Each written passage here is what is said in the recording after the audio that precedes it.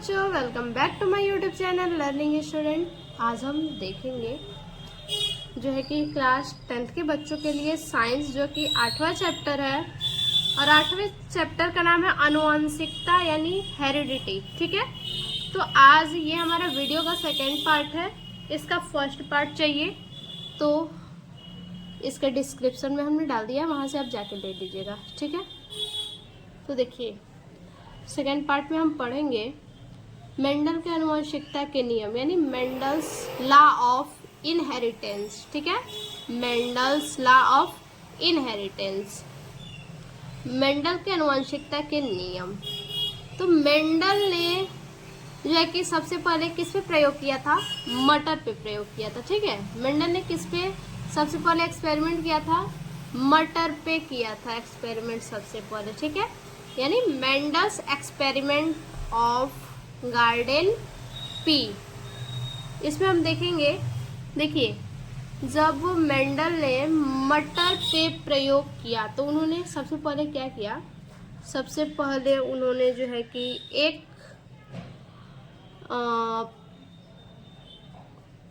एक गोल जो है कि आकृति वाला बीज लिया और दूसरा झुर्रीदार बीज लिया। ठीक है, एक आकृति जो कि गोल आकृति वाले बीज को लिए और दूसरा झुर्रीदार आकृति वाले बीज को लिए और दोनों में जब संकरण करवाया गया, ठीक है, एक गोल है और दूसरा क्या है?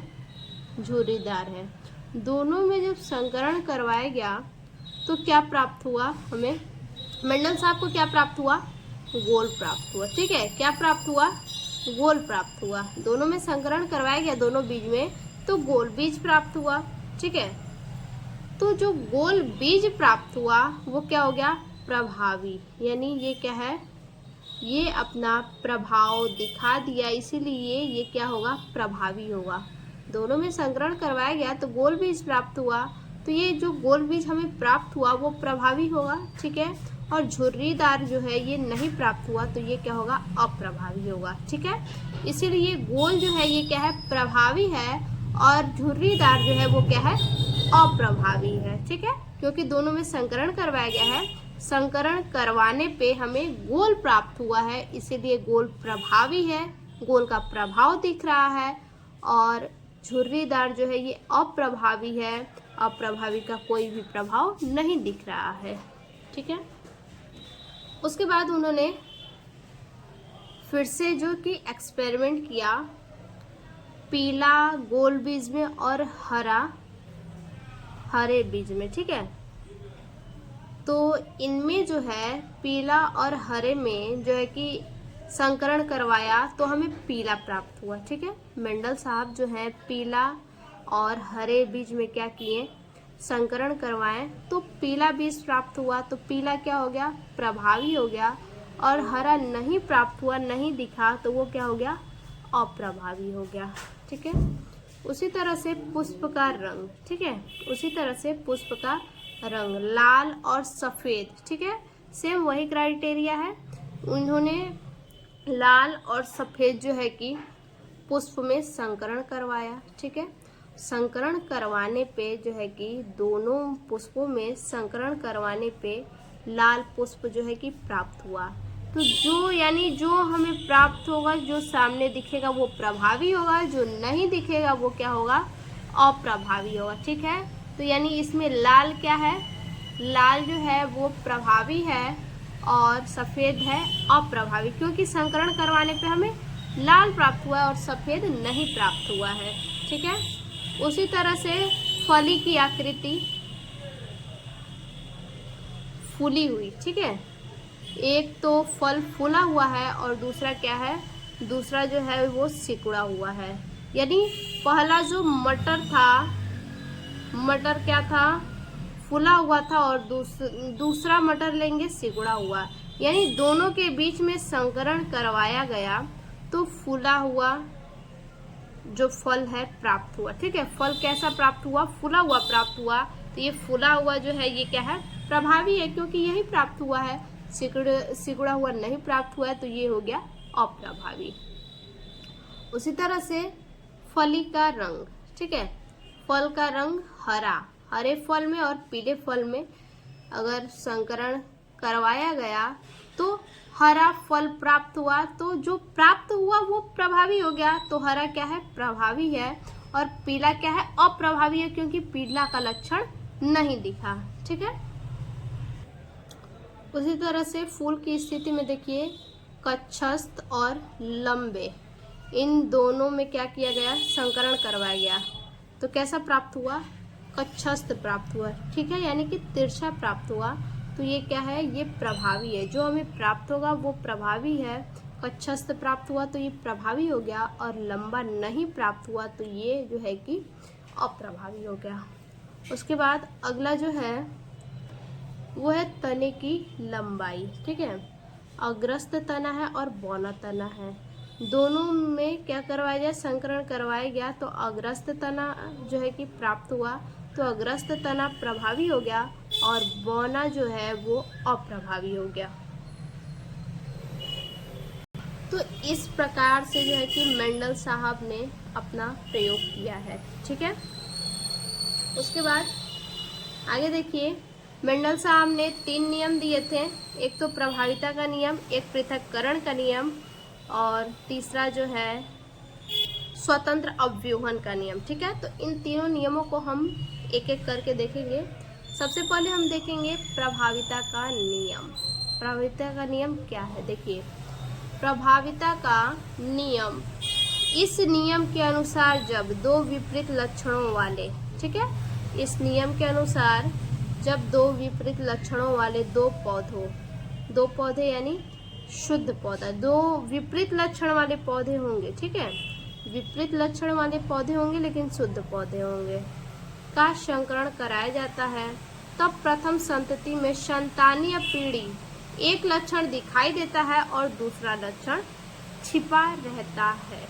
ठीक है, दिखाई देने वाला लक्षण क्या होता है, प्रभावी होता है, और छिपा रहने वाला जो लक्षण होता है वो अप्रभावी लक्षण कहलाता है। ठीक है, यानी कि दो विपरीत लक्षणों वाले पौधे को क्या किया गया, संकरण करवाया गया। दो विपरीत लक्षणों वाले शुद्ध पौधे में संकरण करवाया गया, और उसमें प्रथम संतानीय पीढ़ी जो है उसका लक्षण दिखाई दिया, और दूसरा जो लक्षण था वो छिप गया। तो दिखाई देने वाला लक्षण प्रभावी लक्षण, क्योंकि वो अपना प्रभाव दिखाया है, और छिपा रहने वाला लक्षण अप्रभावी लक्षण, क्योंकि वो अपना प्रभाव नहीं दिखाया है।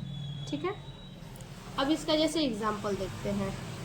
देखिए, इसी नियम को क्या कहते हैं, प्रभाविता का नियम। जो अपना लक्षण दिखाई दे वो प्रभावी है, जो ना दिखाई दे वो अप्रभावी है। इसी नियम को क्या कहते हैं, प्रभाविता का नियम कहते हैं। जैसे देखिए एग्जाम्पल से, एक शुद्ध जो है कि लाल पुष्प लिया गया और दूसरा शुद्ध सफ़ेद पुष्प लिया गया। अभी आपने पढ़ा क्या, दो विपरीत लक्षण वाले शुद्ध पौधे। तो ये शुद्ध लाल पुष्प है और ये शुद्ध सफ़ेद पुष्प, यानी दोनों क्या है, विपरीत हैं एक दूसरे के, दोनों अलग अलग हैं। और शुद्ध लाल पुष्प क्या है, कैपिटल आर है, और शुद्ध सफ़ेद पुष्प स्मॉल आर है।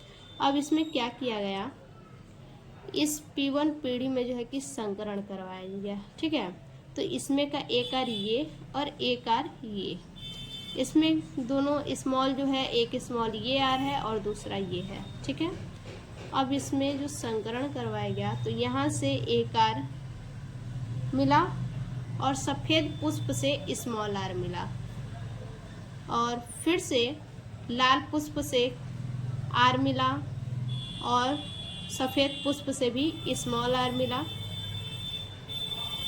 फिर लाल पुष्प से कैपिटल आर और सफ़ेद पुष्प से स्मॉल आर, यानी क्या है, तीनों सेम बन रहे हैं। चौथा भी वही है, स्मॉल आर, ठीक है, सफ़ेद पुष्प, और कैपिटल आर जो है कि लाल पुष्प। तो ये क्या है, सभी के सभी जितने भी यहाँ पे बन रहे हैं ये सभी के सभी क्या है, संकर लाल है। ठीक है, यानी सभी के सभी लाल पुष्प प्राप्त हुए हैं। तो ये क्या है, प्रभाविता का नियम। इसी पे प्रभाविता का नियम का यही एग्जाम्पल है कि संकरण करवाने पे क्या हो, सभी के सभी क्या हो, एक जैसे हमें प्राप्त होते हैं। ठीक है, यानी कि यहाँ कोई भी शुद्ध लाल पुष्प जो है कि नहीं है, लेकिन लाल पुष्प है, ठीक है, लाल पुष्प है इसीलिए ये प्रभावी है। और सफेद पुष्प कहीं भी नहीं दिख रहे हैं इसीलिए ये क्या है, अप्रभावी है, ठीक है। सफेद पुष्प नहीं दिख रहे हैं तो अप्रभावी हो गया, और लाल पुष्प सभी के सभी लाल पुष्प हैं इसीलिए ये क्या हो गया, प्रभावी हो गया, ठीक है। आगे देखते हैं। दूसरा जो है ये है पृथक्करण या युग्मकों की शुद्धता का नियम, ठीक है, यानी लॉ ऑफ सेग्रेशन और लॉ ऑफ प्योरिटी, ठीक है। पृथक्करण या युग्मकों की शुद्धता का नियम देखिए, प्योरिटी गैमेट्स। इस नियम के अनुसार किसी भी जीन युग्म के युग्मक निर्माण के समय एक दूसरे से पृथक हो जाते हैं। यानी कहने का मतलब है कि पृथक्करण का जो नियम है, जो शुद्धता का नियम है, इसके अनुसार जो है कि जो जीन युग्म होते हैं, ठीक है, उनके अवयव क्या होते हैं, अवयव युग्मक निर्माण के समय यानी जाइगोट के निर्माण के समय एक दूसरे से पृथक हो जाते हैं, यानी अलग अलग हो जाते हैं, ठीक है। जो गैमेट का निर्माण होता है उस टाइम ये क्या होते हैं, अलग अलग हो जाते हैं। और एक युग्मक में जीन युग्म का एक ही जीन पहुंचता है, ठीक है। एक युग्मक में जीन का कितना युग्म पहुंचता है, तो एक ही जीन पहुंचता है। एक युग्मक में जीन युग्म एक ही जीन पहुंचता है, ठीक है। इसलिए इस नियम को युग्मकों की शुद्धता का नियम भी कहते हैं। यानी कहने का मतलब है कि दो अलग अलग, ठीक है, दो अलग अलग एग्जाम्पल समझिए इसका। कहने का मतलब है कि दो अलग अलग पुष्पों का क्या करेंगे, हम संकरण करवाएंगे। जैसे अभी हमने करवाया लाल और किसका, सफ़ेद पुष्प का, ठीक है, लाल और सफ़ेद पुष्प का हमने करवाया था। तो यहाँ हमें क्या प्राप्त हुआ था, यहाँ जो है सभी का सभी हमें क्या प्राप्त हुआ था, एक तरह से प्राप्त हुआ था, क्या, यही चीज़, चारों यही प्राप्त हुआ था।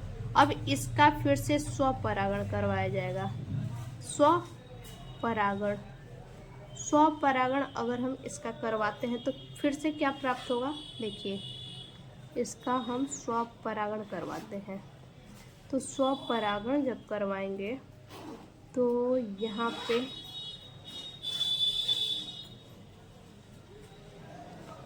यहाँ से कैपिटल आर और फिर से यहाँ से आर, ठीक है, कैपिटल आर ये हो जाएगा। फिर से करवाया जाए तो एक तो ये आर, फिर से ये कैपिटल आर, और यहाँ से कैपिटल आर हमने ले लिया है पहले टाइम में, दूसरे टाइम में लेंगे स्मॉल आर। फिर से अगर यहाँ पे देखा जाए तो यहाँ पे हम लेंगे स्मॉल आर यहाँ से, ठीक है, और यहाँ से लेंगे कैपिटल आर। फिर से अगर देखा जाए तो यहाँ से आर, स्मॉल आर और ये स्मॉल आर, ठीक है। तो ये जो है कि ये तीन जो है ये हमें क्या मिले हैं, लाल पुष्प। ये हमारा क्या हो गया, लाल पुष्प हो गया, और एक ये जो है ये कौन सा हो गया, सफ़ेद पुष्प हो गया, ठीक है, ये सफ़ेद पुष्प हो गया। यानी कि फिर से समझिए, जो हमने प्रभाविता के नियम में एग्जाम्पल अभी देखा कि लाल और सफ़ेद को संकरण करवाया जाए तो ये क्या होगा, सभी के सभी हमें क्या प्राप्त हो रहे थे, लाल प्राप्त हो रहे थे, ठीक है। कैपिटल आर और स्मॉल आर सभी के सभी यही प्राप्त हो रहे थे। अगर इसमें हम स्वपरागण करवा दें, ठीक है, फिर से अगर स्वपरागण करवाया जाए तो क्या प्राप्त होगा हमें, ये हमारा एक तो पहले टाइम में हमें प्राप्त होगा शुद्ध लाल, दूसरे टाइम में लाल, तीसरे टाइम में भी लाल प्राप्त होगा, और चौथे में क्या होगा, शुद्ध सफ़ेद प्राप्त होगा। तो हम कह सकते हैं इसका रेशियो क्या हो सकता है, 3:1 इसका रेशियो हो सकता है, ठीक है, क्योंकि 3 टाइम में हमें 3 बार क्या हो रहा है, लाल प्राप्त हो रहा है, और एक बार क्या, सफ़ेद प्राप्त हो रहा है। तो इसका रेशियो बनेगा 3:1। यानी कहने का मतलब है कि F1 पीढ़ी में, ठीक है, F1 पीढ़ी में साथ साथ रहने पर भी, ठीक है, साथ साथ रहने पर भी इसके लक्षण आपस में क्या होते हैं, मिश्रित नहीं होते हैं, मिलते नहीं हैं, ठीक है। F1 पीढ़ी में ये क्या होते हैं, साथ साथ रहने पर भी, ठीक है, F1 पीढ़ी में क्या है, साथ साथ रहने पर भी लक्षणों के आपस में मिश्रण नहीं होते, ठीक है। ये जो लक्षण है इसके, ये आपस में मिश्रित नहीं होते हैं, इसका स्वपरागण करवाया जा रहा है, तो फिर से क्या हो रहा है, अलग अलग प्राप्त हो रहे हैं, ठीक है। तीन बार में लाल प्राप्त हो रहा है और एक बार सफ़ेद प्राप्त हो रहा है, तो इसी को हम कहते हैं पृथक्करण का नियम, ठीक है, जो कि आपस में मिश्रित नहीं होते हैं, अलग अलग हो जाते हैं। अब देखिए, जब लाल RR एवं सफ़ेद r, ठीक है, यहाँ पे हमने लिया है, और यहाँ पे पुष्प वाले पौधों का संकरण कराया जाता है, तो F1 पीढ़ी के सभी संकर पौधे R और r, F1 पीढ़ी के सभी संकर पौधे R और r, ठीक है, पुष्प वाले होते हैं। F1 पीढ़ी के पौधे में युग्मक निर्माण के समय, जो F1 पीढ़ी का ये पौधा है, जब युग्मक का निर्माण करेगा, स्वपरागण करेगा, तभी तो युग्मक का निर्माण करेगा। तो F1 पीढ़ी के पौधे में युग्मक निर्माण के समय में R और r जीन अलग अलग हो जाते हैं, ठीक है। ये जो R है और r ये जीन है, ये क्या होते हैं, दोनों के दोनों अलग अलग हो जाते हैं, और प्रत्येक युग्मक में इनमें से केवल एक जीन पहुंचता है, ठीक है। प्रत्येक युग्मक में क्या होता है, देखिए यहाँ पे ये दोनों क्या है, स्वपरागण करवाया जा रहा है, तो ये क्या हो गए, अलग अलग हो गए, ठीक है। और इसमें क्या है, प्रत्येक युग्मक में इनमें से केवल एक जीन पहुंचता है। ये जो युग्मक बन रहे हैं, तो एक तो इसमें से पहुंचेगा, एक इसमें से पहुंचेगा, फिर इसमें आएगा तो एक इसमें से, एक इसमें से, ठीक है। तो ऐसे क्या हो रहा है, अलग अलग जीन पहुंच रहा है।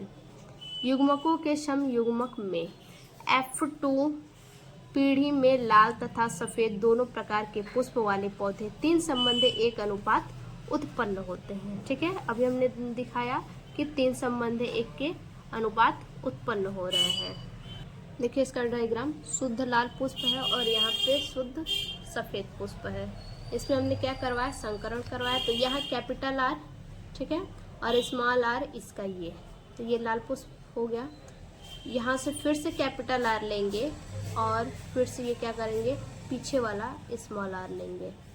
यहाँ पे तीसरे चरण में जो है कि R और एक जो दूसरा r है उसको लेंगे, फिर से R यहाँ पे और जो दूसरा r है, यानी सबका सबके साथ जो है कि संकरण करवाएंगे।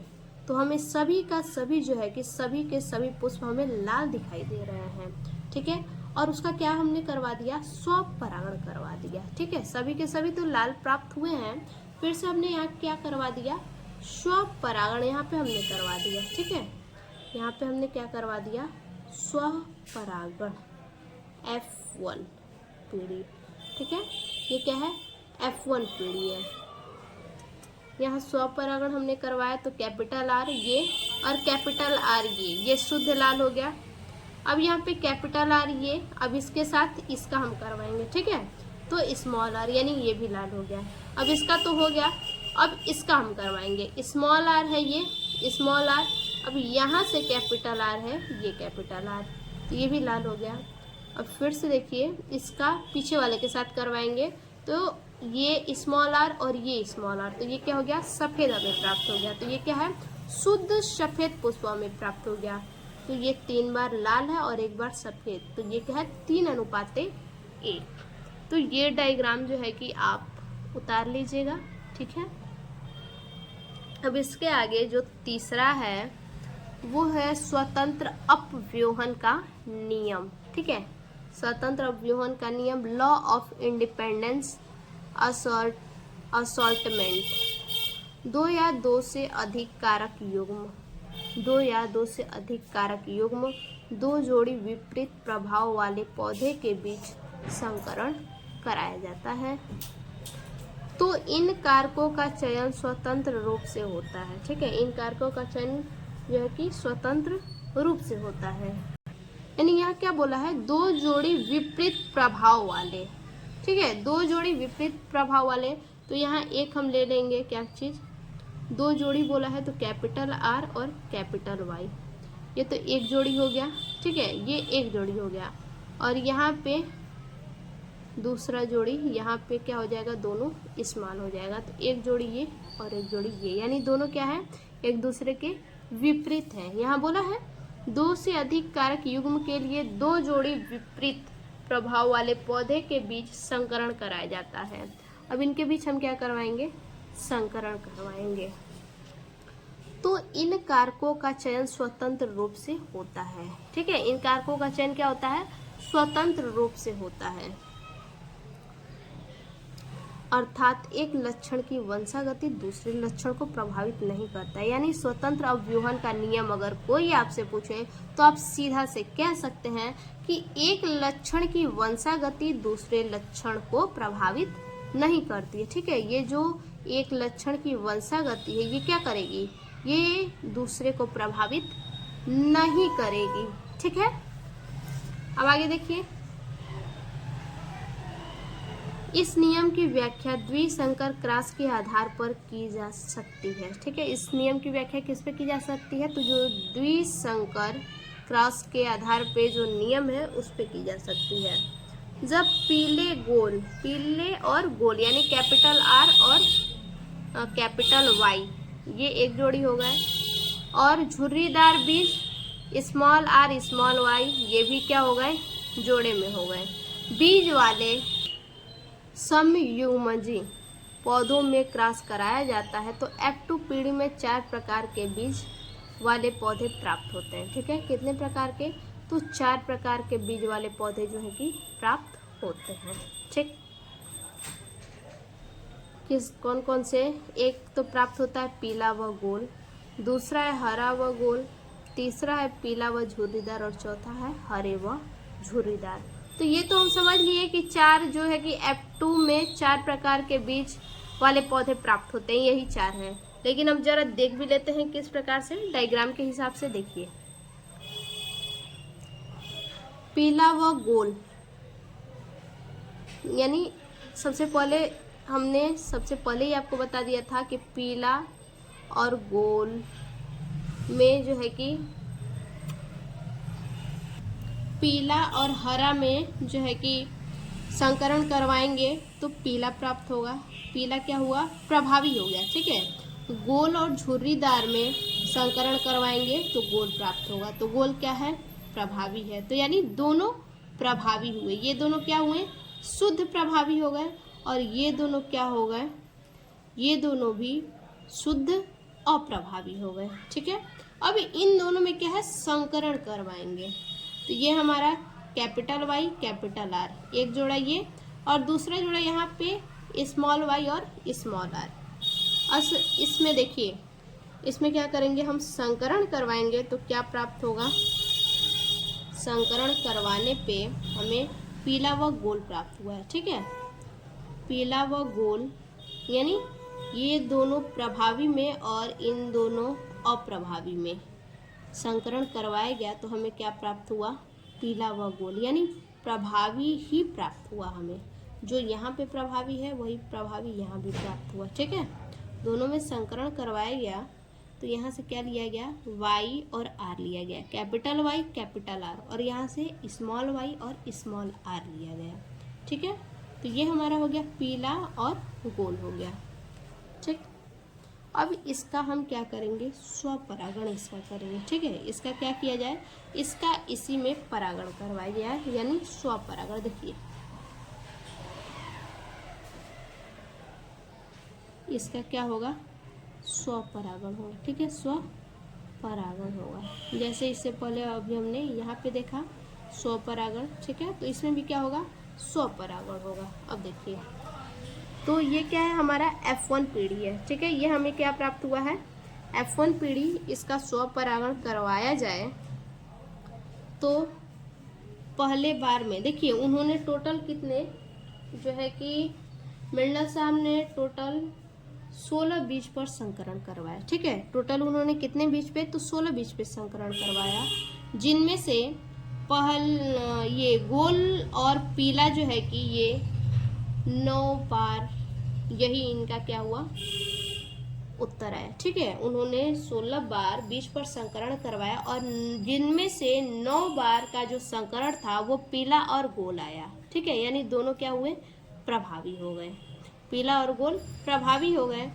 और 3 बार जो है कि 3 बार के संकरण में हरा और गोल आया। ठीक है, हरा और गोल प्राप्त हुआ, तो ये पहला प्रभावी हो गया। ठीक है, हरा जो है, जिनमें से हरा प्रभावी था और गोल जो था वो क्या था, अप्रभावित था। ठीक है, और फिर से 3 बार में पीला और झुर्रीदार प्राप्त हुआ, जिनमें से पीले वाले जो पुष्प थे वो प्रभावी। ठीक है, पीले वाले जो बीज थे वो अप्रभावित थे। ठीक है, पीले वाले बीज क्या थे, अप्रभावित थे, और दूसरा वाला क्या था, झुर्रीदार जो था वो प्रभावी था। उसके बाद और जो लास्ट बार जो किए, एक बार में हरा और झुर्रीदार प्राप्त हुआ बीज। ठीक है, जिनमें से हरा और झुर्रीदार दोनों के दोनों क्या थे, अप्रभावित थे, किसी का भी प्रभाव नहीं दिख रहा था। तो यहाँ से आपका रेशियो अनुपात क्या बनेगा, 9:3:3:3:1। यानी समझिए यहाँ पे गोल और पीला। ठीक है, गोल और पीला, और यहाँ पे हरा और झुर्रीदार, ये क्या है, एक साथ है।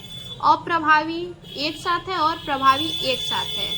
और वहीं पे F1 पीढ़ी में संकरण कराने के बाद यहाँ पे क्या हो गए हैं, ये अलग अलग हो गए हैं। ठीक है, ये दोनों में जब संकरण करवाया गया तो यहाँ पे क्या हो गए, F1 पीढ़ी में अलग अलग हो गए। ठीक है, और वही F2 पीढ़ी में, ये जो F2 पीढ़ी है, जब यहाँ पे स्वपरागण करवाया गया और ये F2 पीढ़ी जो हमें प्राप्त हुआ है, तो F2 पीढ़ी में क्या हो गए, स्वतंत्र रूप से ये संयुक्त हो गए। ठीक है, ये क्या हो गए, स्वतंत्र रूप से संयुक्त होकर प्रकट हो गए। ठीक, यहाँ पे ऊपर साथ में थे, प्रभावी एक तरफ और अप्रभावी एक तरफ। यहाँ पे जब हमने संकरण करवाया तो F1 पीढ़ी में क्या हो गए, ये अलग अलग हो गए। यहाँ से एक कैपिटल R कैपिटल Y और यहाँ से एक स्मॉल r और स्मॉल y, यानी अलग अलग यहाँ पे आ गए। और स्वपरागण करवाने के बाद F2 पीढ़ी में क्या है, ये स्वतंत्र रूप से हो गए। ठीक है, स्वतंत्र रूप में ये प्रकट होने लगे। ठीक, तो यही है हमारा स्वतंत्र अवरोहन का नियम। ठीक है, अब देखिए इसके बाद देखेंगे मेंडल के सफलता के कारण। कौन कौन से कारण हैं मेंडल के सफलता के। तो पहला जो कारण है वो है, मेंडल ने एक समय पर एक ही लक्षण के अध्ययन पर अपना ध्यान केंद्रित किया। ठीक है, मेंडल ने क्या किया था, सबसे पहले समझिए, मेंडल ने एक समय में एक ही लक्षण के अध्ययन पर अपना ध्यान केंद्रित किया। जब ये एक अध्ययन कर रहे थे, जब पहला अध्ययन कर रहे थे, तो उसी पहले अध्ययन पे, उसी एक लक्षण पे क्या था, उनका कॉन्स्टेंट पूरी तरह से था। दूसरा है, मेंडल ने 2 से 3 और अधिक, 2 से 3 या फिर उससे अधिक पीढ़ियों तक अपना अध्ययन किया। देखिए मेंडल ने क्या किया, 2 से 3 या फिर उससे अधिक पीढ़ियों तक क्या किया, अध्ययन किया। उसके बाद मेंडल ने भाग्यवश केवल समयुग्मजी लक्षणों का चयन किया। मेंडल ने किसका चयन किया, केवल और केवल समयुग्मजी लक्षणों का चयन किया, यानी जो सेम सेम थे। ठीक है, उन्होंने समयुग्मजी लक्षणों को शुद्ध तथा विषम युग्मजी लक्षणों को क्या कहा, शुद्ध कहा। ठीक है, जो समयुग्मजी थे उनको शुद्ध कहा, जो विषम थे उनको अशुद्ध कहा।